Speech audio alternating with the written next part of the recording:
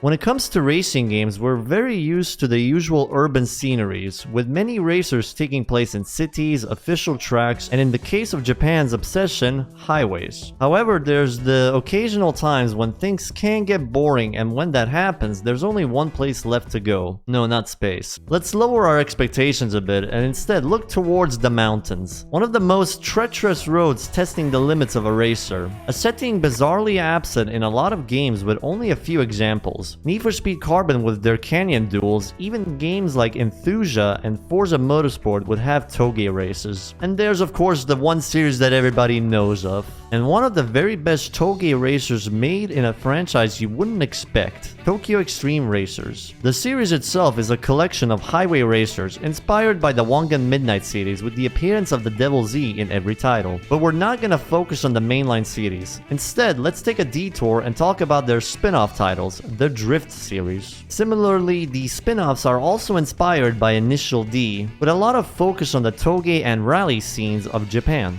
However, in this video, I will be specifically talking about the second game because it's the game you guys suggested more than the very first title, so maybe we'll try that one someday. Tokyo Extreme Racer Drift 2, released in 2005 in Japan and 1 year later in the West, published by Crave Entertainment and Konami, making it the only TXR game without any involvement by Ubisoft. The game certainly oozes with the spunky style of the mid-2000s with its UI and music, which you'll be hearing in the background of this video. From the menu UI aesthetics and the cutscenes, the way they present the opponents and new content is chock full of style. They're so good that just watching some of them feels like a rush of dopamine throughout the campaign.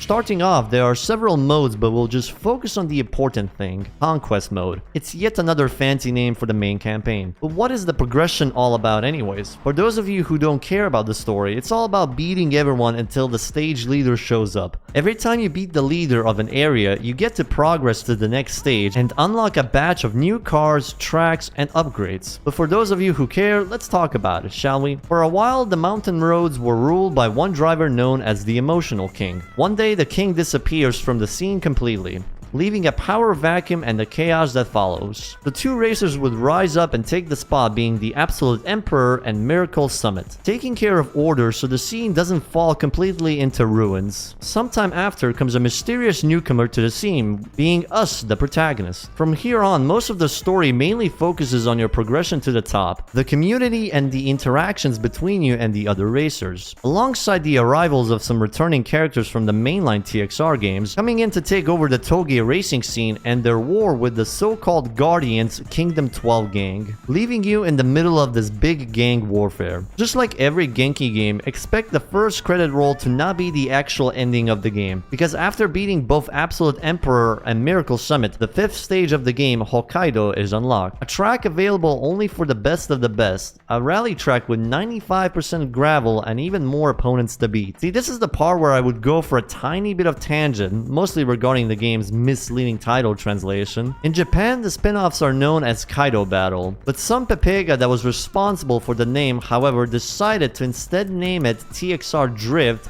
emphasis on drift. Why is this a problem? Because drifting is not even the main highlight of this game. In fact, the drift races are minority in this case. Most of the time you'll be doing straight Touge races like the kind you see from Need for Speed Carbon. And the last portion of the game is straight up just rallying. There's also rally focused content with some interesting rally spec cars. This naming mistake is one of the main reasons why a lot of major critic outlets lashed out against the game when it first came out, expecting a game with a major focus on drifting only for it to be switched out with mostly Touge racing. Hence the bad review scores, which honestly I would ask anyone to ignore. But anyways, progress further and you get to finally battle the former Emotional King, mainly known as Blackout, in his Black and Red Evo 3. Beating him gives us the proper ending to the story and the player crowned as the legendary racer. But to be a legendary racer, you need an equally legendary ride to carry us up there to begin with. So let's pick a car.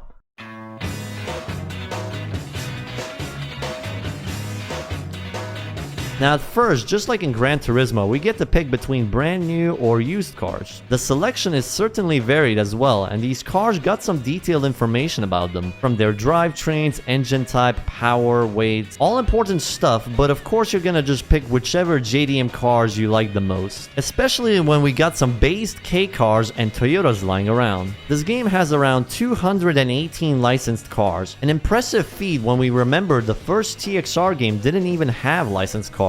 The list is not exclusively Japanese cars too. There's European brands in the mix such as Volkswagen, Alfa Romeo, Mercedes and Renault. Too bad there's no American cars though, so if you're a fan of muscle cars, you're out of luck. There's a ton of variations of the cars with several generations of Trenos, Imprezas, Lancer Evos, Skylines, and so much more. Quite a banger list of cars, with a bunch of hidden ones in the used car dealership like the Celady and One Via. There's a bunch of these special cars that only show up randomly in the used car dealership, so I'd recommend checking the place out every day. There's even upgraded versions and different drivetrain versions of the cars, so the die-hard JDM fans, you're gonna love this game's car selection. It's no wonder this game is considered as the Touge version of Gran Turismo. Aside from the normal and used car dealership, there's also the tuned dealership, which only had one car per drivetrain every day. These cars are pretty expensive and come with a pre-installed upgrade part, but if I have to be honest, it's pretty useless. The best I can compare it with is like buying a pre-built PC. The prices are jacked up so high, it's better to just build from scratch. Out of the numerous selection available from the start, I chose a Honda City Turbo, the very best boxy car around.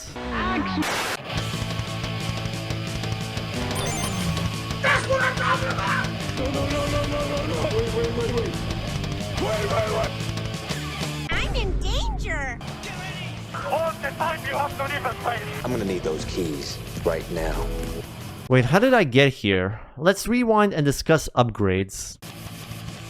For the most part, tuning your ride is pretty simple. Just buy the part with the higher level, until you get to the engines, turbos, and pretty much the miscellaneous parts. So first, the engines and turbos. The way it works in this game is there are 5 different brands for both engine pods and turbos. However, only a certain brand combination will result in more power. You can basically figure this one out via trial and error, but you can just look up a guide for this one like I did. The combinations are always the same for each engine type, so there's the R, V, H, S engines and turbos. Then when it comes to the extra upgrades, it's mostly about dealing with car weight. Depending on the situation, you might want to try to balance the car weight either by decreasing it with weight reduction and carbon hood and trunk, but then on the opposite end, you have the chassis reinforcing, rally kit, body kits, and additional spoilers for weight addition. To add more into the detail, Genki even added different tire options with 2 specifically made for bad weather. Sports is the best all-rounder. It can deal with tarmac and gravel well enough. Racing tires, as expected, excel on tarmac, but is completely destroyed when gravel, rain, or snow covers the track. Then finally we got both wet and spike tires, the former being mainly used for rainy weathers and spike tires for snowy conditions. While racing tires may sound like the best option during good weathers, I generally wouldn't recommend anyone to run this tire for nighttime races, for reasons I'll explain later. On the other hand, wet tires does have its uses outside of rainy weather. Thanks to its low grip, it can be used as a makeshift drift tire if the car isn't sliding enough. There's also tuning setups as well, pretty useful for making detailed setups for either drift or grip builds. So if you like fiddling around with your car, you have all kinds of options. With how the daytime events are laid out and the RNG nature of road construction with the weather, it's always a good bet to have multiple cars tuned to deal with different situations. We got several race types from TA, the basic time attacks, SP, something familiar to previous TXR games, FL or LF, imagine the Carbon Canyon duels without the scoring system, CA, the drift mode, and surprisingly drifting here is once again similar to Carbon's where the scoring only counts in specific zones, and then there's CAT.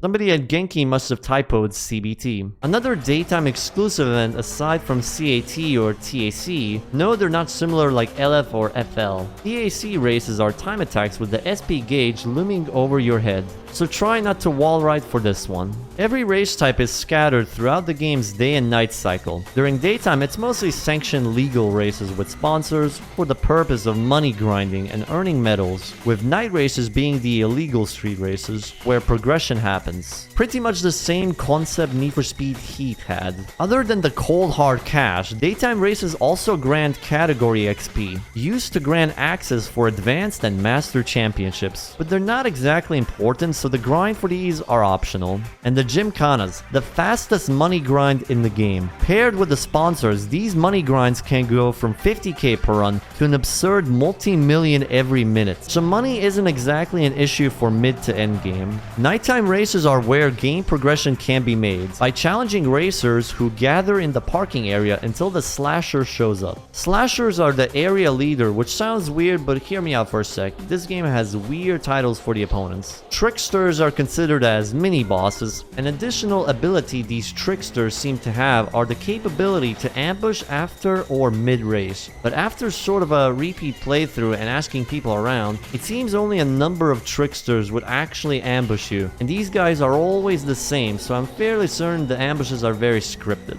High gamblers, these guys are racers that decide to wager a shit ton of cash. Then you got crews, which you're gonna have to beat every member present in a row. Supporters, apparently these guys are your fans, but I don't know, they don't act like fans. There's also the medalists, and beating them grants, well, medals. Exciting, right? So these are not exclusive to the daytime Cubs. Before I go to the slasher, let's talk about this one, which I assume caught a lot of attention from the start of this section. The red opponents, or the triple question mark. You might be thinking these are hidden opponents, but it's not entirely the case, as hidden opponents in this game can be marked as tricksters, high gamblers, or even medalists. The red opponents are primarily used to mark opponents like the 13 Devils or Kingdom 12 gang members, but it's also used to mark special opponents like the 20 Masters, that one guy who will ask for you to raise them, and hidden sponsors. And finally, the slashers are the bosses you need to beat to unlock the next stages. Every single one of these opponents got their own story to tell behind them, with each having their own reasons and justifications as to why they became or stayed as a racer. In fact, let me read you some of the ones I found to be quite interesting. This guy used to be such a shut-in that he'd only go out to battle on the highway and to buy his favorite fried chicken at the convenience store. But now he's getting over his antisocial tendencies. He still doesn't have any friends. March drivers, for real, for real. Tofu Maniac. He changed his hairstyle. He knows all the rules for trending games like darts. He's got a good karaoke voice. He goes to parties to improve his social skills. But he still can't impress the girls. No bitches. Back in the heyday of SUVs, Suga thought several times about buying a van or a minivan to impress the ladies. How is a van gonna impress a lady? He still doesn't have a girlfriend. Fucking Christ, man, we can't play this game for fucking 10 minutes without talking about women. Stop it. Get some help. Yeah, I don't know why there's a lot of horny teens in this list. Somebody at Genki is down bad. But there's 357 rivals in total, so there should be enough variety to drown out the horny bastards. With most showing up later from story progression, because apparently there are gang wars in this game too. This is quite an extensive game when it comes to street racing culture. You even get a sort of semi-permanent friend who keeps pestering you about racing you and becoming better with each race. Too bad it's just one person though. This feels like a mechanic they could have implemented for more rivals. And with how much these rivals like to brag about their amazing driving skills, you'd think Genki would accommodate them to provide adequate challenge. But sadly, that's not the case. While there are some challenging opponents, the majority in this game are quite the pushovers. I'm gonna speculate here, but I believe the AI here are simply ripped out of the mainline series, which means they are designed primarily to deal with long straights in the highways, and tends to always get into trouble when having to deal with sharp corners. And I think you all know that a Touge track has, well, a lot of sharp corners. This would explain why a lot of the properly challenging opponents in this game gets their advantage from their very quick acceleration and top speed in certain roads. And how do you think Genki deals with this problem? Well, they basically just made it so that the AI would wall grind in a lot of the corners. And to compensate for the SP battles, they reduce the amount of damage the AI gets from hitting walls. If you want to witness this on your own, try looking backwards in any track that has a lot of sharp corners, like say Nikko or Omoteroko, while sticking close to the opponents. But there are exceptions to this. You'll be seeing them in the CA rival battles from their ghost recording, as they are seen to be able to properly drift in some corners. While I do count this as a negative for the game, I can't necessarily be very hard on Genki, as I've assume the problem here stems from either time constraints or, knowing Genki at the time, budget constraints. So I'll let it slide. Each one of these slashers and gang members have some really unique cars, so unique that they're only named as rival car. You can't really get these cars, but you can borrow them if you are able to befriend these characters. But how do you befriend them exactly? So this game has a friend system, but the problem is that it's really unknown how it precisely works. A lot of people believe it's RNG based, and then friends are based on random chances after a race happens. But then there's also people who believe that every single opponent has a very specific criteria to accept you as their friend. Once you do become friends with another racer, you can borrow their own cars for seemingly an eternity, or until you decide to switch back to your own car. You can't use friend cars for a lot of the advanced daytime cups though. If all else fails and they won't accept your friendship, then we'll make our own monster machine by using the game's decal system. This thing is usable in two ways, either layered or preset. You can either mix and match different sets of decals and create your own piece of art, or use a set already created by the game. It sounds fairly similar to Underground 2's layered vinyl, except this game takes it another step and gives the additional option to paint the hood. Your player title is also pretty random. These are usually always there in a Genki title, but even now I still don't really understand how these work exactly. There's also the mailing system and BBS forums. This mailing system is one of the best features in the game, as it gives this vibe of a living world within this community of racers. You get to witness some goofy messages from racers helping other racers with tips and hints on how to tune cars, and finding specific opponents. And then you get to even witness an absurd amount of copium as you read messages from opponents that you've beaten before. My only gripe with this is that the closer you are to the end of the game, the messages slow down a lot, and it's as if the world suddenly dies off, which gives off this weird and forlorn feeling and honestly breaks the immersion by a bit. In its most basic form, the mailing exists to inform you of available racers you can challenge in the parking area during nighttime, including the slashers when they come and call you out for a challenge. But sometimes there are races that happen outside of the messages. We'll need to wait for the sun to come out first though. For example, in the daytime events, you can find hidden sponsors. They don't show up in the sponsor page until you approach them in the parking area first. And sometimes a random racer will jump you when you go to the car dealership and tuning shops. These guys will tell you where they will wait during the daytime. There's also the short stages available only during daytime, and they only have the parking area races. However, the short courses are closed on bad weather or anything that's not clear weather. So it's good to know that PAs are not exactly useless during daytime. Another gripe I have though is that I wish there's a way to easily check or swap between the area PAs, because checking them one by one every day can be a pain in the ass. Oh yeah, I haven't talked about the sponsors yet, have I? Sponsors have a certain level of depth into the game's economy. So I'm gonna explain to you how to properly deal with a sponsor.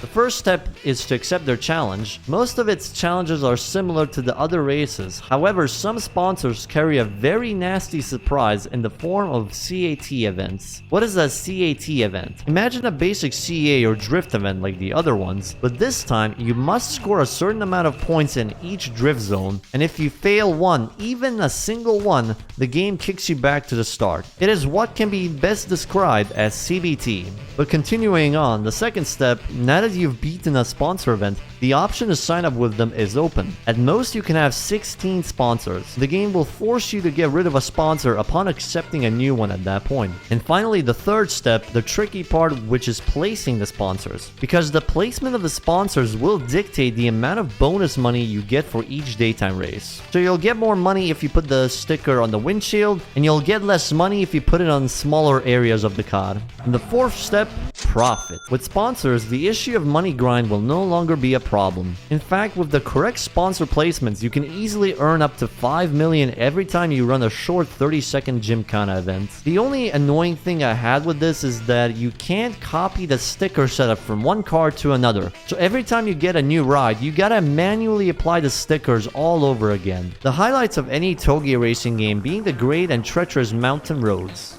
This game has quite a variety and they're all pretty challenging. The tracks themselves are separated by stages, with the first stages being Mount Hakone and Hiroshima. These tracks are designed for beginners in mind, so the roads are quite wide, and as a plus, Hiroshima has some beautiful cherry blossoms, followed up by the later stages with different sceneries, and even more challenging roads varying from the maple leaves and snowy roads. Even if you'd be driving these roads over and over again, they're so unique and varied enough that it's hard to not like them or even get bored of the selection. Though there is something I personally find to be jarring. In the attempt to create a challenge for the players, the game likes to randomly switch out the tarmac with gravel. The in-game reasoning is apparently it's road fixes, but seriously? How the hell do you manage to break the road so much every day? The Japanese road workers work hard at least. Too bad they can't fix the very questionable hitbox, which would have made the drift events a lot better. There's also mechanics like the dolls mainly used to manipulate the weather. It plays a pretty major part if you're gonna try and do a 100% run of this game, since several sponsors and rivals only show up in very specific weather conditions. Spending a total amount of 30 hours in the game and still not even being close to getting 100% completion, I would have to really recommend this game. It's genuinely surprising to come across something like this. A game I would happily pronounce as an actual hidden gem. A lot of care was put into the game, especially with Genki's trademark rivals and their characterization. It's a shame knowing how much the Touge subgenre has been mostly ignored by the mainstream market, with exceptions towards some Japanese brands of course, despite the sudden popularity of Initial D and even its sequel MF Ghost. Though at the very least, it's great to see a number of people try to carry on its legacy, whether it be with trying to create proper Touge races in something like Forza Horizon, the indie game scene, or pretty much the only surviving big budget media being the arcade Initial D games. I'm glad to have been recommended this series, and I'd honestly like to check out the rest if people are interested.